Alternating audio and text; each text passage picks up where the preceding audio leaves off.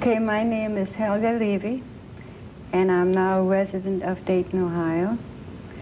And sitting here in the classroom of Wright State takes me back to a time a long time ago when I went to school, which was in Berlin, Germany, where I was born and where my family was born for a number of generations. I grew up just like any other German child. My father, my mother, my older sister and I lived in the western suburb of Berlin in an apartment building with 7 rooms and a balcony, and it's very beautiful. We had, like most middle-class people are made. We were friendly with our neighbors. My family had a lot of friends, Jewish and non-Jewish. My father and all of my uncles were veterans of World War I. They had served in the army before. My one uncle was wounded, and one enlisted even though he was hard of hearing. And they were all decorated. And I remember my grandfather had the picture of my uncles and my father with their decorations, and it was very important to him. But it was also very important to him to be the president of a synagogue. So it was all in this place. We were good Germans, but we also were good Jews, just like our neighbors were good Catholics, or mostly Lutherans, some atheists. We had everything. We lived on quite a big street in Berlin. Oh, maybe was a main thoroughfare. I don't know, like Salem Avenue was here, or Far Hills, or something like that. And right a block up from me lived Hermann Goering, who was later the Luftmarschall, Field Marshal, rather, of Germany. And a couple, 3 blocks further lived Joseph Goebbels, the propaganda minister. And I remember seeing Goering almost every day when I went to school. And from 32 on, he had 2 brown shirts standing in front of his apartment. And we used to see him rush out, and he usually wore a camel's hair coat and a fedora. And he was quite chubby by then, but not by half that big as he became later, you know. But he was quite chubby then, and nobody really paid attention. He walked out, and the brown shirts saluted, and he went in the car, and he took off. We saw Dr. Goebbels, who was quite a short fella, skinny, and he had a clubfoot, so he limped. And he didn't have any, the big thing about him was his brains and his voice. He had a wonderful voice, and he was very bright. He gave out all these speeches. So we saw him quite frequently with his kids. He had kids not much younger than we were. We saw him. We saw Hitler driving by, or we saw the old President Hindenburg. At any big occasion, like any parade or something, they came through our street in an open car and sat there and waved. And I've seen Hitler speak. I remember once we came, I was walking with my father and in this one park in Berlin, and we didn't know there was going to be a speech. We didn't know Hitler was going to be there. And so we were walking by, and looking in the back, kind of looking through. That was before the time we wore yellow stars. So 2 SA men grabbed me and said, "Come on, little one, you can stand in front and see the Führer better." You know, at that time there was no yellow stars, so they didn't know I was Jewish. And then came 1932, which was my first year in high school, and it was my sister's last year in high school. And you could kind of sense the beginning of a change. Now, my father used to come home from work, from business. He owned his business. And he looked kind of worried. And downtown, they saw signs with "Jews get out." The brown shirts were showing up. And it was a lot of unrest in the country because it was a recession. A lot of people were out of work. Hitler started, not he personally, but the Nazi Party, because he was still in South Germany. He started having meetings, a party with, they give a speech, and they also give free hot dogs and beer. And of course that was a big incentive for people who have been out of work and had a hard time making it. So they went to get the hot dog and beer, and they listened, and something sunk in. He promised a lot. We will do different. We will give you jobs. And the main reason that you don't get jobs is because of the Jews. And people say, well, of course, you know, must be a reason. He must have a reason, the Jews. So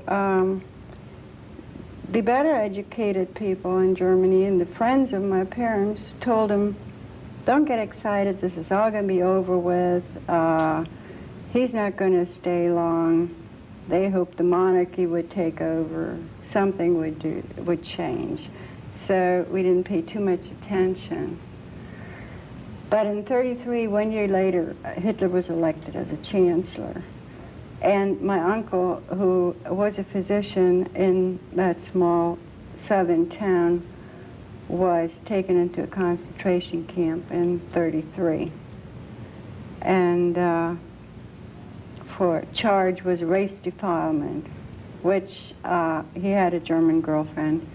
However, he had also a very good practice, and people were kind of glad to get rid of him, his colleagues. So he was one of the lucky ones, because even though he was beaten, he was harassed in the concentration camp for 6 weeks. They made him sign a paper that he would leave Germany immediately, which he did, and they let him out. And at that time, there were no laws, so he could take his practice with him, he could take his belongings with him. So in the meantime, it got a little bit different in my school. 34, and we didn't start our mornings anymore with good morning and how are you, Miss Schultz. We started Heil Hitler. And the teachers were teaching us now things about the Aryan super race. This was what we heard now every day, that the Aryans are the superior human beings. And it made the 5 Jewish girls quite uncomfortable. It was, all of a sudden, we never had paid much attention to each other before, but it was a thing now that we knew we had to stick together. And they even did experiments in biology, which was very funny. They wanted to measure the girls' heads. We had a strictly girls' school. Girls' heads to have the right measurements for the ideal Aryan. And they did that in biology. And then it turned out a little bit embarrassing, because the only girl with the perfect Aryan measurements was named Lily Cohen. So that was about the end of that. So my grandmother, who was quite Orthodox Jewish and had seen more in South Germany than we had seen, kind of pressured my parents to put me in a Jewish school, which they did. I became very religious. And my father thought, well, you know, she'll get over it. So, and I did. And then all the laws came. And it was very interesting, because the laws at first were for the foreign Jews, not the German Jews. The Jews had come in from Russia and Poland and Czechoslovakia and God knows what. Well, they weren't allowed to have a business and this and that and go to school. And then it was the German Jews also. They were included. And the very last one was the German Jews were the families of the war veterans. So all of a sudden, we found out we weren't protected. No matter what our friends said, and they said, well, boy, your father was in the war. He served in the Army 4 years in the war. Nothing can happen to you. Oh, yes, it did. So they kind of sneaked it in. They took one liberty from somebody, and after a while, it was everybody. There was no more difference. We could not keep the large apartment anymore because we weren't allowed to have a maid working for us under 45 because for fear of race defilement. I figured every Jewish man, with a Jewish man in the house, you cannot have a woman under 45 running loose. So we took a small apartment.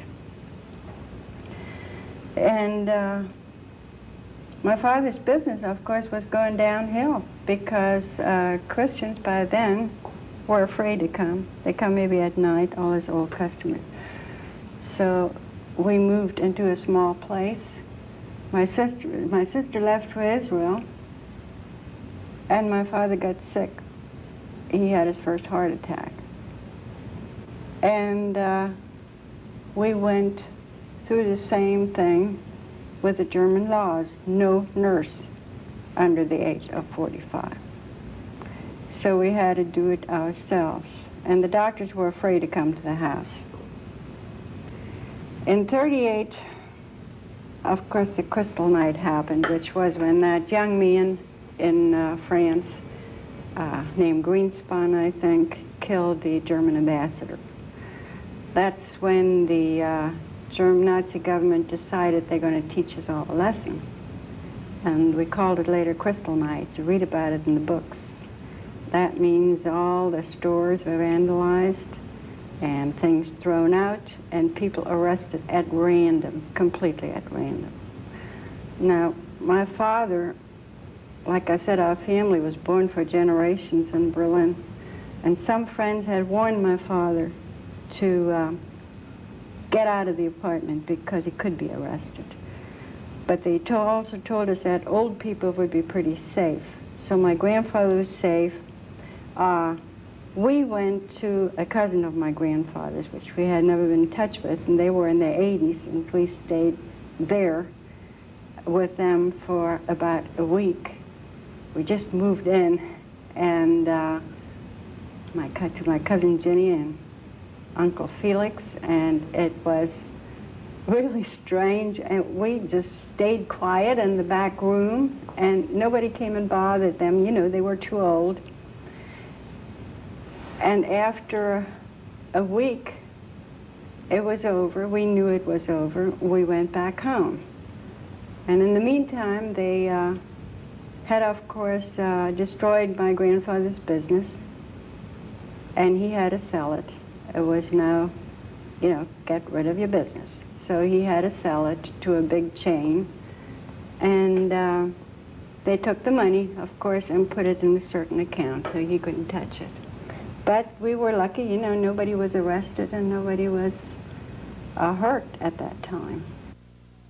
The pressure, the constant laws coming up. You have to turn in your silver. You have to turn all your, I should say silver, all your jewelry, everything you owned. You had to turn in any fur coats. This was okay. You almost automatically said, all right, you know, why not? But then the one law, I think, and as a child, this really impressed you, and it upset my mother more than anything. You had to turn in your pets. This was when my mother was furious, and she was a perfect lady. I mean, soft-spoken, never raised her voice, just old-fashioned German upbringing. But she was furious. We had two little birds. We had a parakeet and a canary. And they were supposed to be turned in, let's say, on the 15th. Well, my mother said she is not going to do that. So we found a nice neighbor, a Christian neighbor, and silently at night she came and picked up the birds. It's unbelievable why they did it, but you know, if you have to give away your pets, this is really hard. And it's just harassment. Now we were nothing because we weren't Germans anymore. We didn't have a country anymore. So what were we? We were lost. And people, a lot of people, and of course it didn't come out, but a lot of people started then committing suicide. A lot of the older people just could not handle it. They knew they had to go to some country where they would have to start from scratch, and they just could not see it. They had a certain standard of living. They were not about to give up that standard of living. They were not about to learn any kind of language or live in a country which they considered primitive. They could not see it. They rather killed themselves. A lot of them did. And the young people, a lot of Zionists sprung up. My sister was one of them. They figured, they were so mad. They said, they take away from us what we have. We have to put something in place of it. So they became Zionists. My father finally gave in because it looked so bad, and we all knew it wouldn't get any better by now. And we had nothing to eat, and we wore our yellow star, and we had our curfew to be home by 8 o'clock.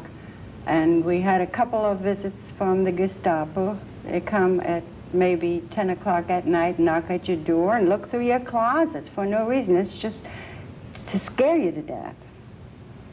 And you couldn't hide because you wore the star, and you also had the star outside of your door. So people knew right away if they go in the apartment building who lived where. So my father finally allowed me to join the Zionists, which he never did before, to go to the country in preparation for leaving to Israel for living on a farm, on a kibbutz. So I went to the country, which was, oh, it's just wonderful. In the meantime, my father was not well, and my mother was forced to do labor, which was very, very hard on her because she was in her 50s. She had never worked a day in her life. She had very bad varicose veins, and she had to go and fold laundry at the biggest mental hospital in Berlin.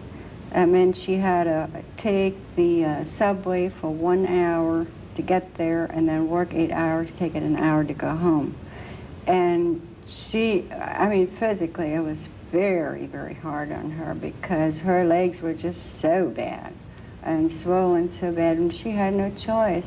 And of course, she had to meet people she had never met in her life before. She couldn't understand what they were talking about half of the time, but she was a very sweet lady. Everybody loved her, so that was okay. And a cousin of my father's had moved in with him, who was a 40-year-old spinster who never had too much before. But she took care of them. That's when I was away. And my father, with his heart condition, was not able to work, and for some reason, whether they did not make him work, well, he couldn't have.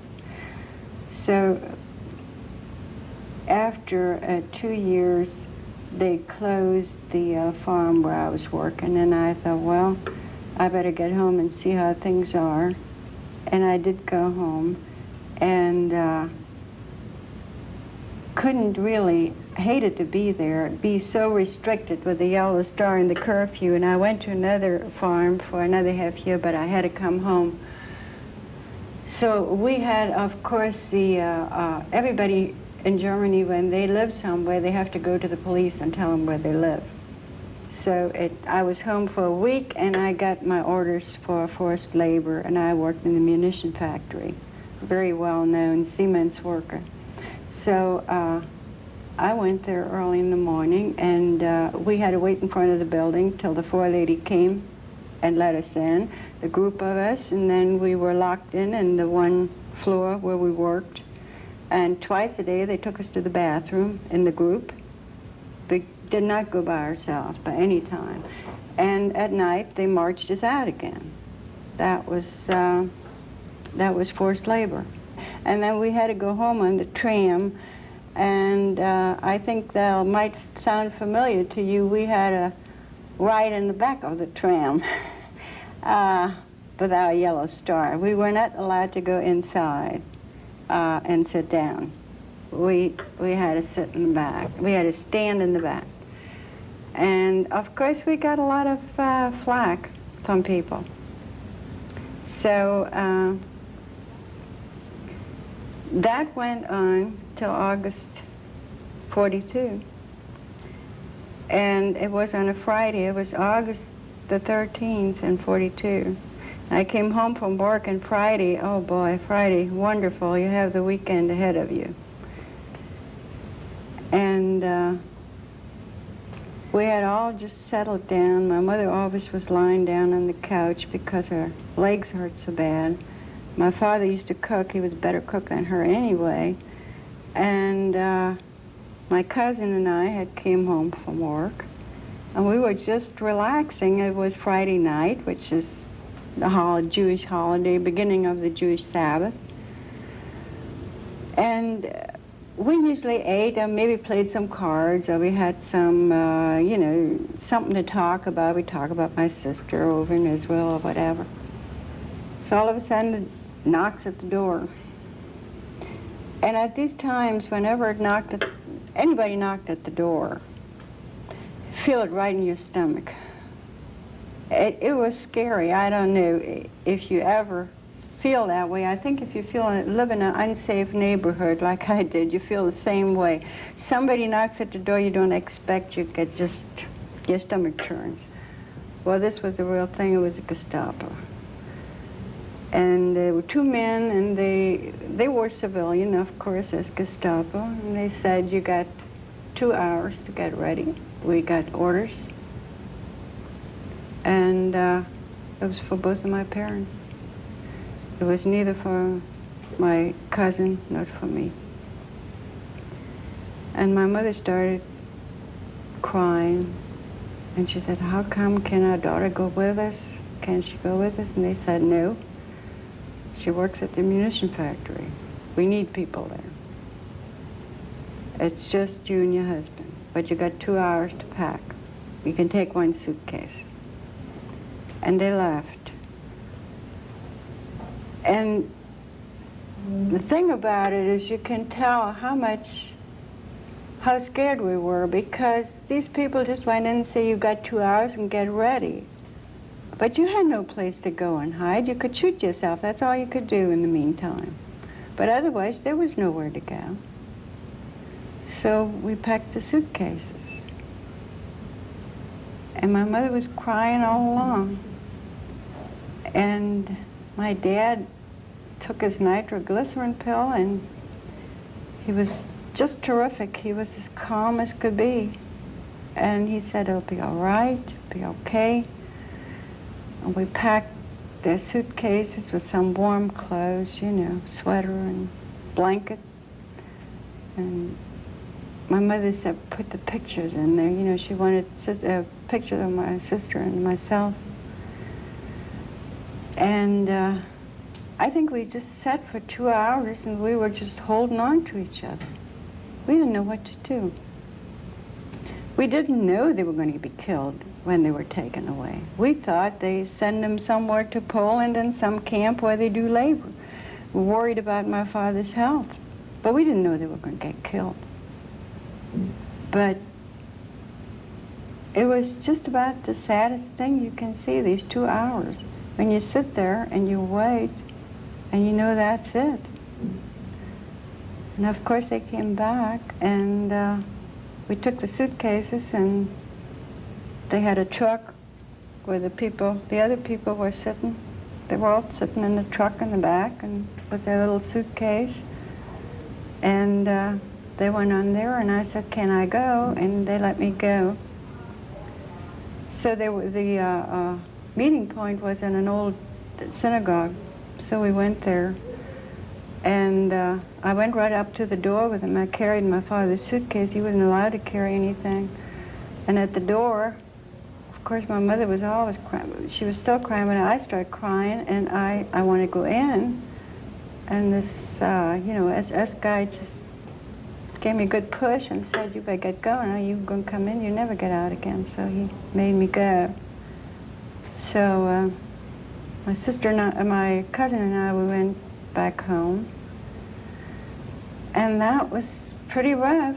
When I think of it, that was one of the times I really didn't know what to do. I know we had a balcony, and I went out on the balcony, and I thought, oh, if there's a God, you know, why?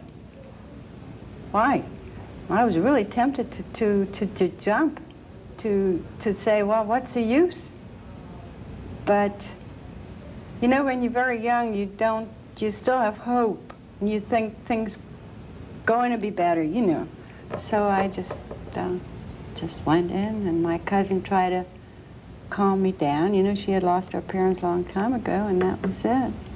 So next day, we tried to go in and see my parents. I know that shipment of Jews has not left yet, but they wouldn't let us in. And later on, I talked to a man who told me my father was just terrific. He calmed everybody down, even as sick as he was. And maybe 20 years later, I found out from the German government that this particular train had never gone to a camp. That was one of the trains they brought at a spot towards Riga and just gassed it on the rails, because they were mostly older people and not well people, so they couldn't work for them. So they just gassed everybody. And the only thing I can say is I was glad that my mom and dad were together.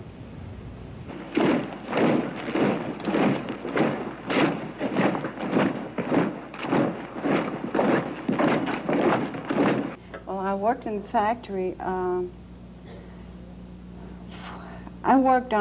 stayed off the next day, and I was sure my landlady was going to have me arrested, but that was one thing, she didn't say a word. But what happened to me is that the day after my parents were taken and I was alone in the apartment, I had some visitors. That was, again, the Gestapo, and they said, now, you cannot stay in this apartment because you're only one person and we need the room. And also, these are not your furniture. This is going to be picked up. I mean everything. I mean not only furniture, but silverware and crystal and, you know, tablecloth or whatever, linens. We're going to pick it up a week from now. So one Gestapo man was actually pretty nice to me, because I was so flabbergasted I didn't know what to say. When they asked me, is that your furniture? I said, no, you know, it wasn't my furniture. And he said, well, I think this is your bed, isn't it? And this is your lamp. And I said, oh yeah, it certainly is. So I got to keep one bed and a lamp and I think a dresser, and that was it. And they gave me a week to get out of there. So I went back to work, and I said, I need a place to live. I have nowhere to live. And that was not very easy. Everything was overcrowded, and Jews were not allotted a lot of room or anything like that. Well, anyway, I found a room through some friends who knew somebody had a room, and I moved in there with my bed and my lamp. And the Nazis picked up all our stuff, and it was delivered to some of the nicer villas in the suburbs. These things went directly to, we had some pretty nice furniture and some pretty nice crystal, and there were some Nazi officials who appreciated fine things, and they got that for free. And then one day we came to work, and there were a whole bunch of new people sitting there, and we could tell they were not from Germany. They were picked up the streets by the German soldier all over the Balkan. They picked up people off the streets, women, young women, from Czechoslovakia, well, from anywhere, Croatia, Poland, Ukraine, anywhere. Whoever walked the street, they say, come on the truck and go to Germany. And our forelady said, now you're going to have to teach these women your work. First of all, they didn't speak a word of German, and they weren't exactly thrilled. They put them in camp next to the munition factory. These people had nothing with them except what they had on, you know. Didn't speak the language. So I came home that night and I told the people I lived with what had happened, and they said, this is the beginning of the end, because as soon as these people know how to do that work, and it isn't that hard, you know, fold little wires, they're going to get you, all the Jews, get them out of there. And I figured they were right, but I really didn't know what to do about it. And then something, you know, my life has been real strange. I never made a big effort. I guess I'm a believer in fate. And this is what happened to me. About 2 months before my father was killed, he had met a gentleman through business, through a mortgage deal on the house, who was a German gentleman who thought my father had gotten a raw deal, and came to our house and talked with him. The men talked. He was not a Nazi. He was just appalled by the whole thing. And he had come back once, and the third time he found out my parents were gone. And he said to me, boy, I sure wish I would have known it. I blame myself. I have a farm outside of Berlin. I could have hidden them. I could have done something. And he had given me his card, and he said, if you need any help, you call me. And I remembered that, man. I just by accident saw that card, and I didn't think much of it, wrote him a card, and I said, dear Mr. Krosick, I would like to see you. Well, he answered. He came right away that weekend. And I said, this is the situation. They're gonna arrest us right at work and send us to a camp, and I have nowhere to go. And he said, okay, I have a place for you to go. He owned several apartment buildings. One of them had a little shop, a little smoke shop on the ground, and a single woman with a kid lived in there. So he took me there, and he told that lady that I was his niece, and I was from out of town, and that I was bombed out. At that time, they had bombed a lot in the rest of Germany. So I had lost my belongings. Could I stay there? He even paid 10 marks for a room. So I stayed there for a little bit. And of course, I had to lie a lot. I threw all my things away. I threw all my identification away, every one of it. I didn't have any ID. And I had to give a new name. I took my mother's maiden name, which was real German. And of course, I had to tell her I worked, because every young person was involved in the war effort, either in the army or at work. So I said I worked, and I spent about 9 hours wandering around the streets of Berlin, and went to a movie, and went in the can't think of it, sat in the buses, and went to museums, and went to parks, and went everywhere. So that was it. So I stayed with her for a while, and then I ran around. I still could visit some of my Jewish friends in daytime, but little by little they were all taken, since there was nobody left. I knew one other Jewish guy who lived like I did, and we ran into each other occasionally. And I knew one Jewish girl who was there, who was helping the Gestapo, and she went ahead, and 2 Gestapo men followed her, and she pointed out the people she thought were Jewish. And I still don't know why she didn't turn me in. She knew me. She knew me very well. But I was lucky. She was killed later on, too, after they used her. It didn't save her life. So, in the meantime, we had the bombings. We had the English and the American bomb day and night. And every time you come out of the bunker, you don't know if you still got a place to go to, because half of Berlin was burning. And we were still lucky.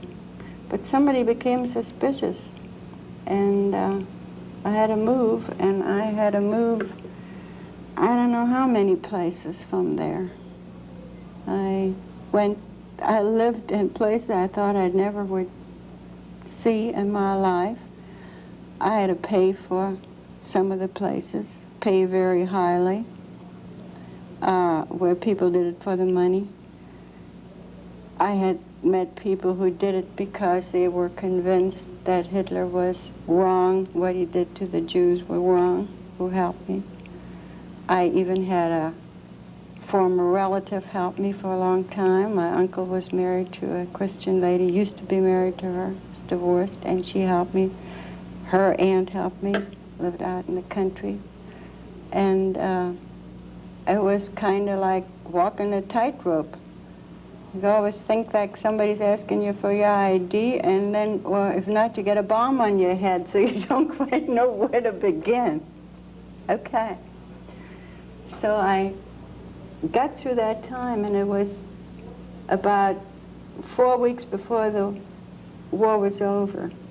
And I went back to the first lady I had stayed with, because she wrote me. She knew by then I was Jewish, and she said, come over and stay with me. And I had a hitchhike across Berlin, which took a whole day. There was no more cars going. It was already shooting. The machine guns were, the Russians were there now. So anyway, I got back to the lady where I first started with, and we lived in the basement because the Russian artillery was shooting at us. So in the last minute, the house got firebombed, and we had to move across the street. And she lost everything there, but we got her little girl out safe, which was fine. All of a sudden, it was quiet. It was real strange. It was such bedlam for so many days. And all of a sudden it was quiet. And a lot of people had the white flags out. So a couple of guys went out with white flags. And there the streets were just deserted. You know, you saw, well, the streets were all destroyed anyway. No house stood full. And a lot of trash around and everything. But there they were with the white flags. And the Russians were there, machine guns marching on the street. And we thought, well, I thought to myself, I made it.